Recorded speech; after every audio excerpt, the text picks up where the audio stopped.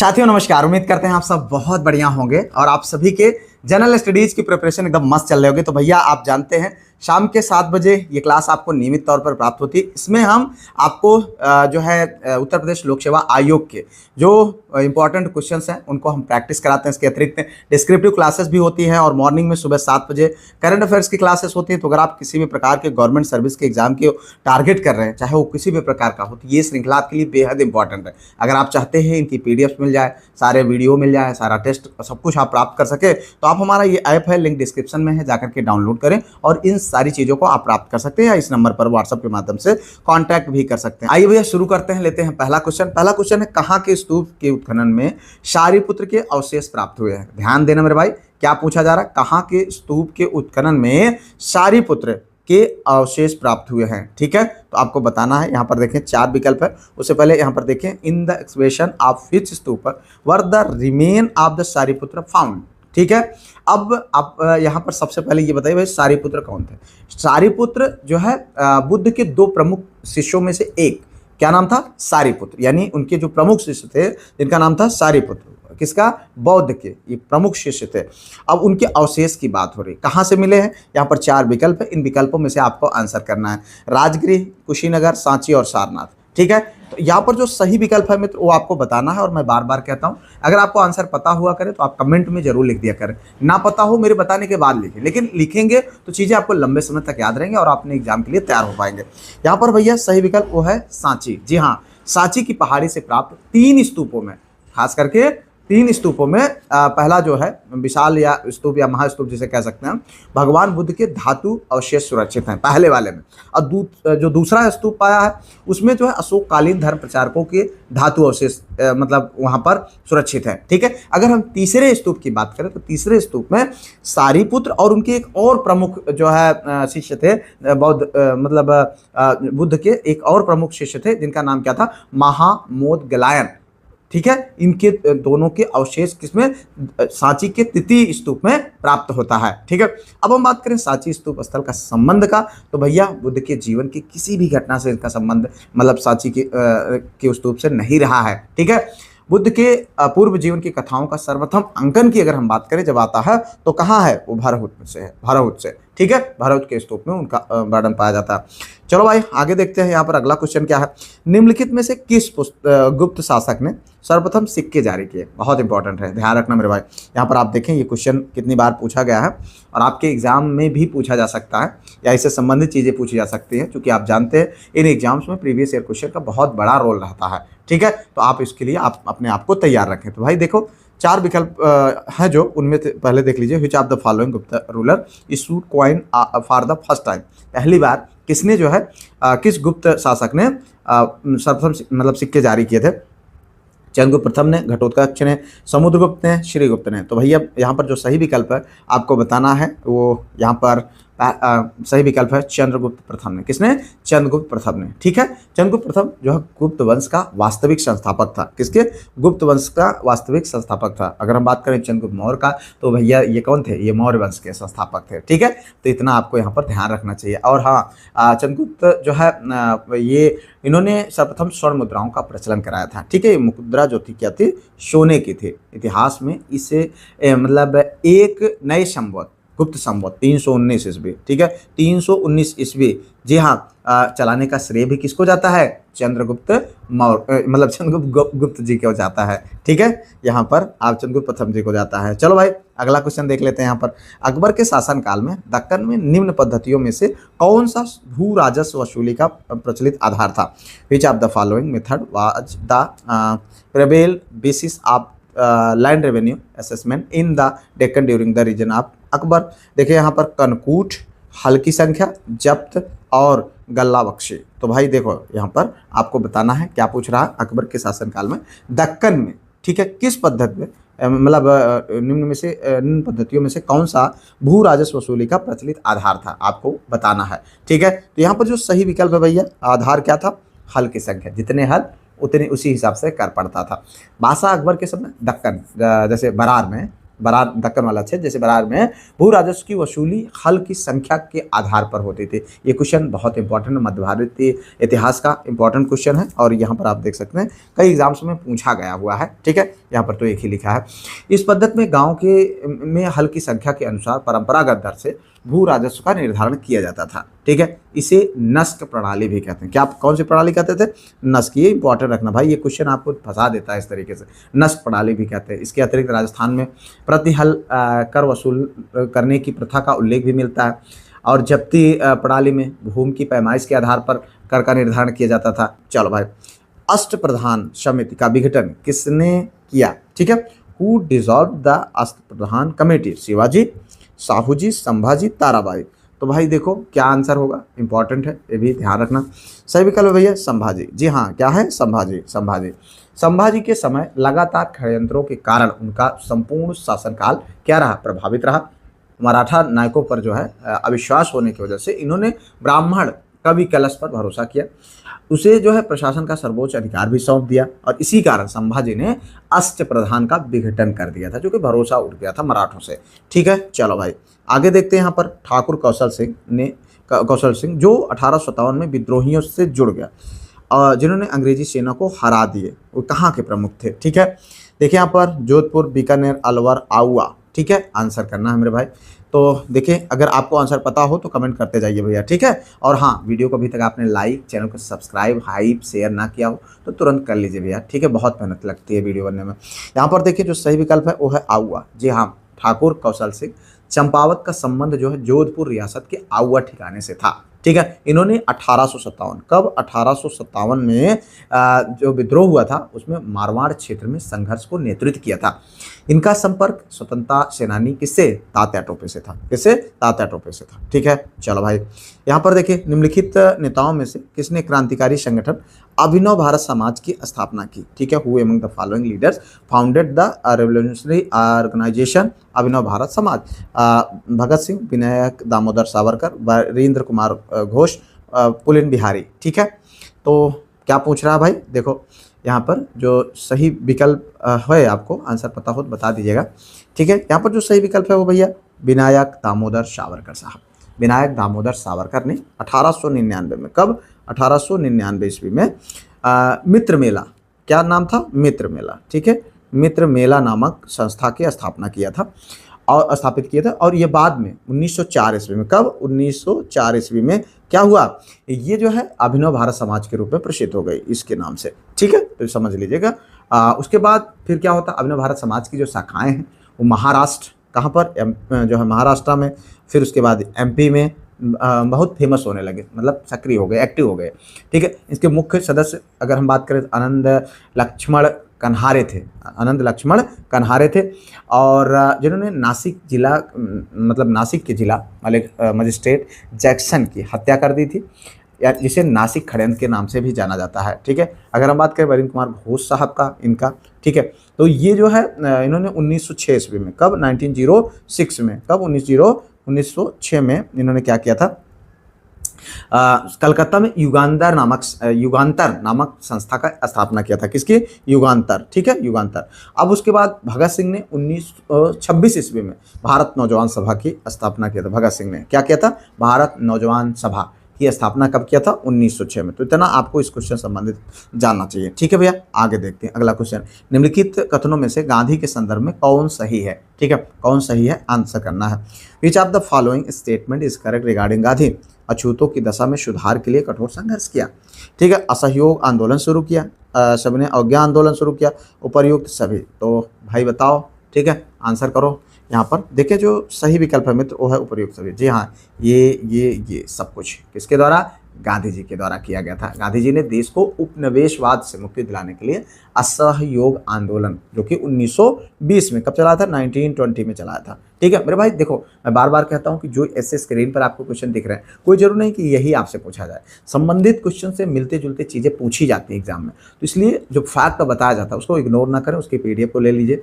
ठीक है, वीडियो को प्रॉपर तरीके से देखिए और टेस्ट जो होगा उसमें आप पार्टिसिपेट करें, तो ये आपके लिए बहुत फायदेमंद होगा। ठीक है, अब बात करें सविनय अवज्ञा आंदोलन का, तो ये कब शुरू हुआ था? 1930 में हुआ था।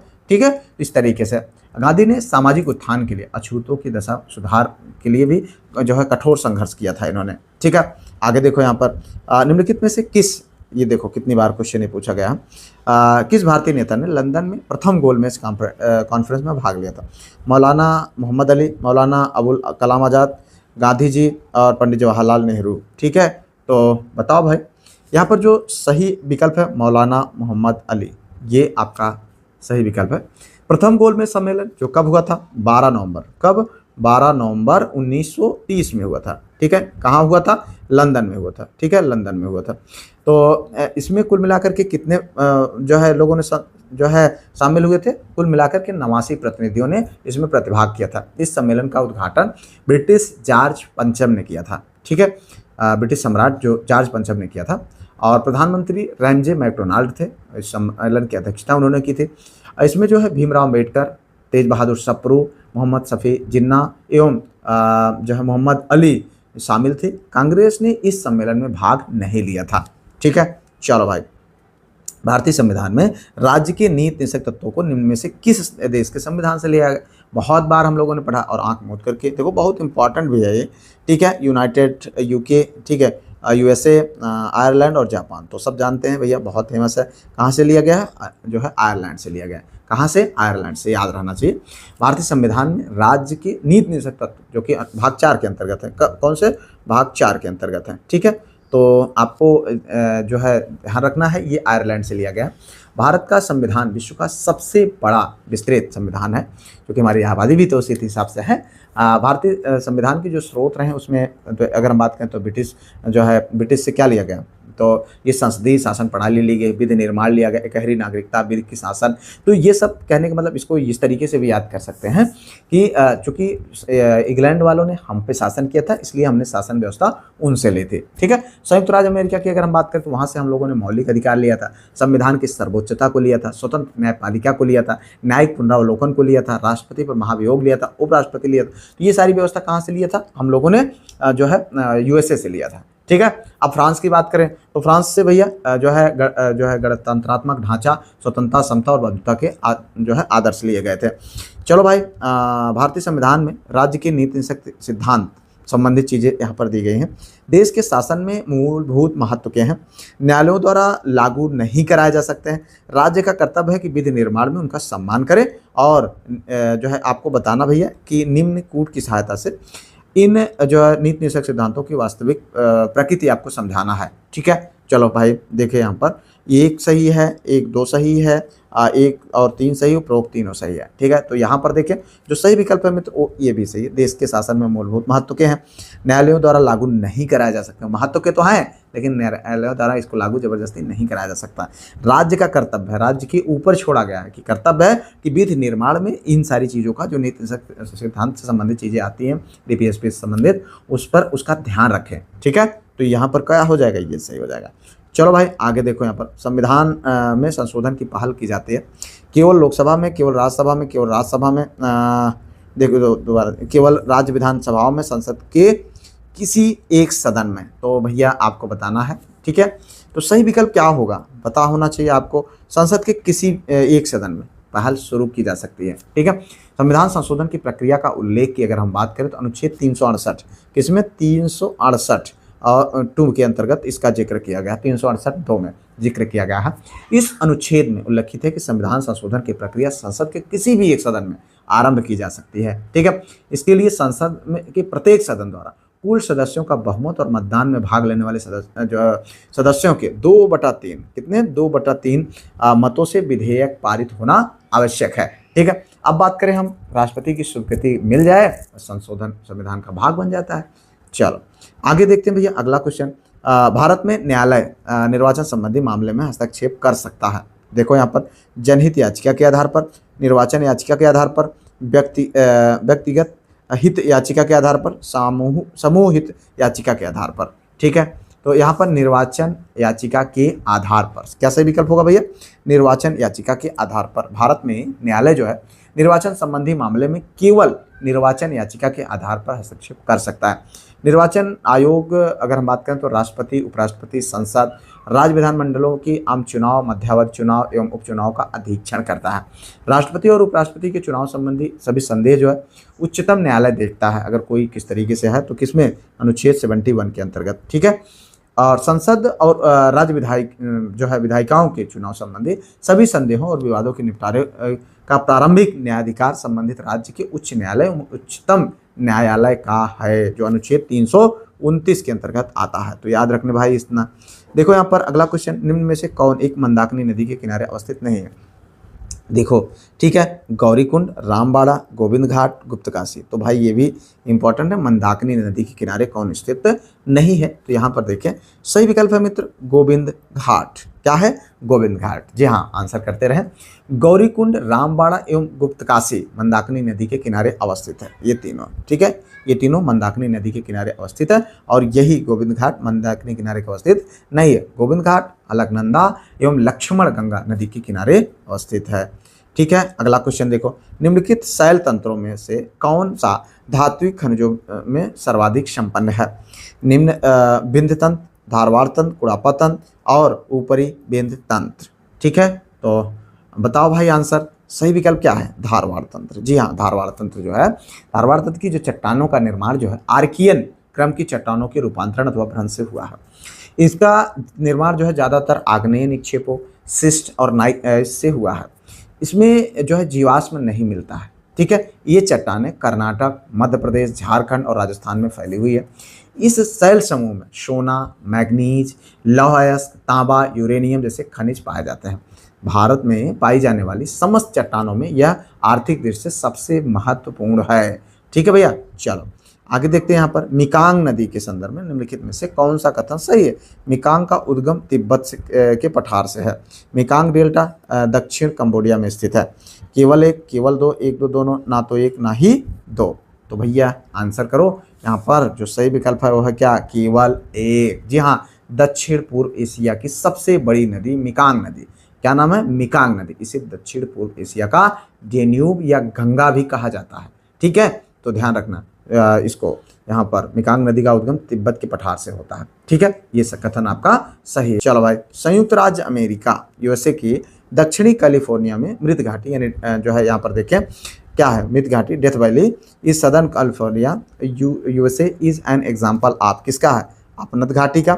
यानी कहने का मतलब है कि यूएसए के दक्षिणी कैलिफोर्निया में जो मृत घाटी है वो किसका एग्जाम्पल है? आपको आंसर करना है, ठीक है।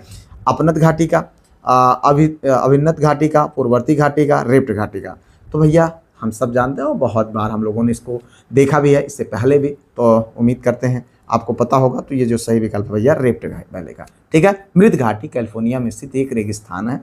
यह भ्रंश घाटी का उदाहरण है। यह जो है मोजावे रेगिस्तान में स्थित है। यह उत्तरी अमेरिका के सबसे निचले शुष्क एवं गर्म स्थानों में से एक है, ठीक है। चलो भैया देखिए, यहाँ पर पारिस्थितिक तंत्र में एक पोषी स्तर से दूसरे पोषी स्तर में स्थानांतरण से ऊर्जा की मात्रा क्या होती है? बढ़ती है, घटती है, स्थिर रहती है, बढ़ सकती है, घट सकती है। देखिए यहाँ पर कितनी बार क्वेश्चन ये पूछा जा चुका है। तो भैया सही विकल्प क्या है? घटती है। जी हाँ, एक देखो क्या बोल रहा है, एक पोषी स्तर से दूसरे पोषी स्तर हस्तांतरण होने से क्या होता है? ऊर्जा घटती है। जी हाँ, लेंडमान के 10% नियम के अनुसार एक पोषण स्तर से दूसरे पोषण स्तर में केवल ऊर्जा जो है मात्र 10% क्या होती है? स्थानांतरित होती है। कितनी? 10%, ठीक है। 10% स्थानांतरित होती है। इसलिए एक पोषी स्तर से दूसरे पोषी स्तर में ऊर्जा की मात्रा क्रमशः घटती जाती है। इसी कारण ऊर्जा का प्रवाह एक दिशीय होता है। ऊर्जा का चक्र और पुनर्चक्रण संभव नहीं है, ठीक है भैया। चलो, लहरें एक स्थान से दूसरे स्थान को संचालित करती हैं। क्या? स्थल को, कोशांक को, तरल लंबाई को, ऊर्जा को, ठीक है। तो भाई बताओ सही विकल्प क्या होगा? सही विकल्प है आपका ऊर्जा को। जी हाँ, ऊर्जा यानी एनर्जी को। तरंग का अर्थ होता है लहर। जी हाँ, लहर। भौतिकी में तरंग का अभिप्राय और भी व्यापक हो जाता है। इसमें जो है यांत्रिक, विद्युत चुम्बकीय, ऊष्मीय आदि जो है तरंग गति का अध्ययन किया जाता है। तरंगों के द्वारा ऊर्जा का एक स्थान से दूसरे स्थान पर ले जाया जाता है और तरंग संचरण की दशा में जो है माध्यम के कण बिना स्थान परिवर्तित किए ऊर्जा का स्थानांतरण करते हैं, ठीक है भैया। चलो, दृष्टिपटल यानी रेटिना पर जो चित्र बनता है वह वस्तु के बराबर होता है। परंतु उल्टा होता है, वह वस्तु से छोटा होता है, वह सीधा होता है, वह वस्तु से छोटा होता है, वह उल्टा होता है, वह वस्तु के बराबर होता है और सीधा होता है। तो भाई देखो ये कितनी इंपॉर्टेंट है, कई बार पूछा गया है।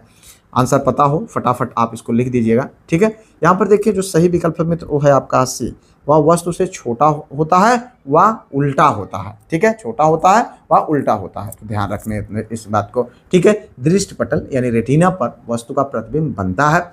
यह प्रतिबिंब वस्तु से छोटा, वास्तविक और उल्टा होता है, किंतु मस्तिष्क हमें जो है वस्तु का ज्ञान ठीक उसी प्रकार कराता है जैसे उसका वास्तविक स्वरूप होता है, ठीक है। चलो भाई, निम्नलिखित में से कौन जीवाश्म ईंधन है? एल्कोहल, ईथर, वाटर गैस, प्राकृतिक गैस, ठीक है। तो आपको आंसर करना भैया सही विकल्प। क्या पूछ रहा है? जीवाश्म ईंधन कौन है? तो क्या है? प्राकृतिक गैस, ये जीवाश्म ईंधन, नेचुरल गैस। जी हाँ, अगर हम बात करें प्राकृतिक गैस कई गैसों का मिश्रण है, ठीक है। इसमें मुख्यतः मीथेन होती है तथा 0 से लेकर के 20% तक जो है तथा अन्य जो उच्च हाइड्रोकार्बन गैसें भी होती हैं। प्राकृतिक गैस की अगर हम बात करें इसे जीवाश्म गैस भी कहा जाता है, ठीक है। चलो भाई आगे देखते हैं। भारत की सबसे बड़ी मछली stone fish, whale shark, marlin और हिल्सा, ठीक है। तो भैया आपको बताना है क्या व्हेल शार्क क्या है, क्या सही होगा बताओ भाई। सही विकल्प है व्हेल शार्क। जी हाँ, व्हेल शार्क विश्व की सबसे बड़ी मछली समुद्री व्हेल शार्क है, ठीक है। अब हम बात करें यहाँ अटलांटिक महासागर, प्रशांत महासागर और हिंद महासागर के गर्म क्षेत्रों में पाई जाती है। इसकी लंबाई जो है 18.5 मीटर और वजन, ठीक है, वजन लगभग 43 से 45 टन तक होता है। तो भाई अगला क्वेश्चन यहाँ पर देखें, नाक नी सिंड्रोम किसके प्रदूषण के कारण होता है? Knock knee syndrome is caused by the pollution of भारी धातु, फास्फोट, क्लोराइड्स, नाइट्रेट्स, ठीक है। तो आपको आंसर करना भैया, तो सही विकल्प है यहाँ पर फ्लोराइड्स। जी हाँ, फ्लोराइड्स, ठीक है। अगर हम बात करें नाकनी या जेनु वेलगम घुटनों की से जुड़ी जो है समस्या है, इसमें मरीज के घुटने आपस में जुड़ जाते हैं, ठीक है। अगर हम बात करें फ्लोराइड्स जो है प्रदूषण नाक नी सिंड्रोम के लिए जिम्मेदार है, ठीक है। चलो भाई देखिए यहाँ पर भारत जो है क्रायोजेनिक प्रौद्योगिकी का विकास कर रहा है। निम्न में से किस देश या एजेंसी को यह प्रौद्योगिकी प्राप्त नहीं है? ठीक है, देखिए यहाँ पर यूरोपियन स्पेस एजेंसी, ब्राजील, संयुक्त राज्य अमेरिका, जापान, ठीक है।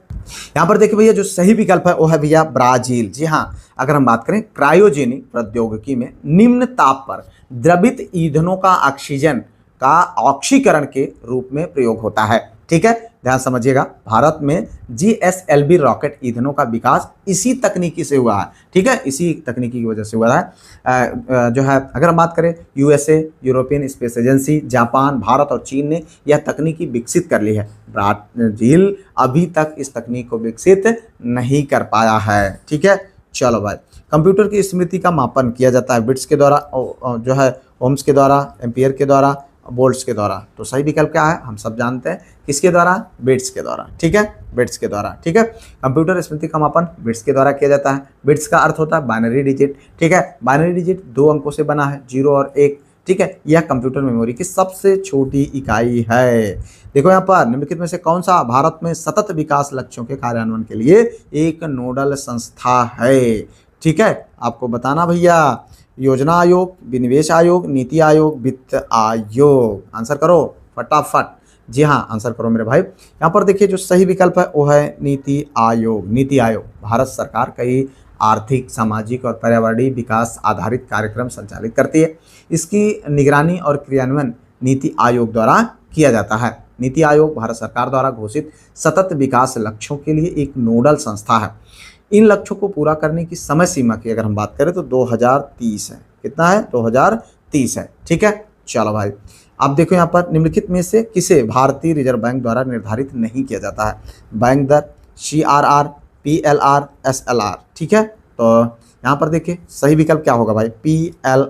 PLR। जी हाँ, जो है इसे जो है भारतीय रिजर्व बैंक द्वारा निर्धारित नहीं किया जाता है, ठीक है। PLR वह ब्याज दर होती है जिस पर बैंक अपने विश्वसनीय ग्राहकों को ऋण देती है।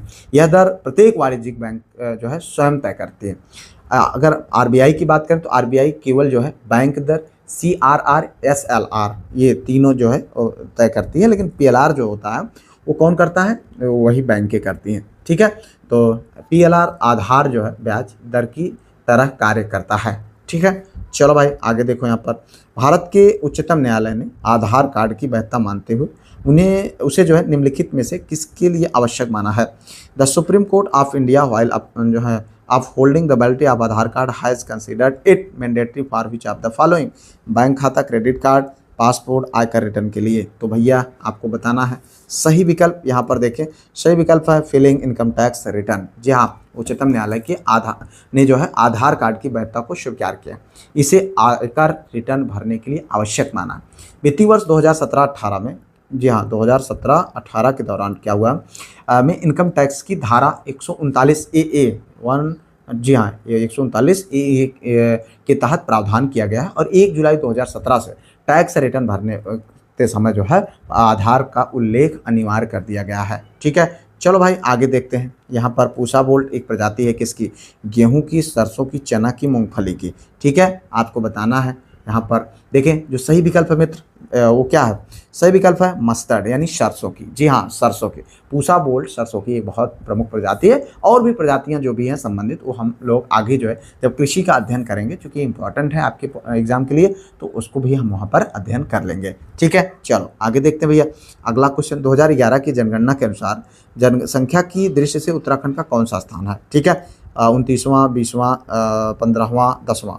ठीक है, जनसंख्या की दृष्टि से पूछ रहा है भाई, तो सही विकल्प क्या है, 20वां स्थान है। ठीक है, अगर हम बात करें 2011 की जनगणना के अनुसार उत्तराखंड की कुल जनसंख्या जो है के आधार पर 20वां स्थान है। ठीक है, उत्तराखंड की जनसंख्या भारत की कुल जनसंख्या का 0.83, ठीक है 0.83% है।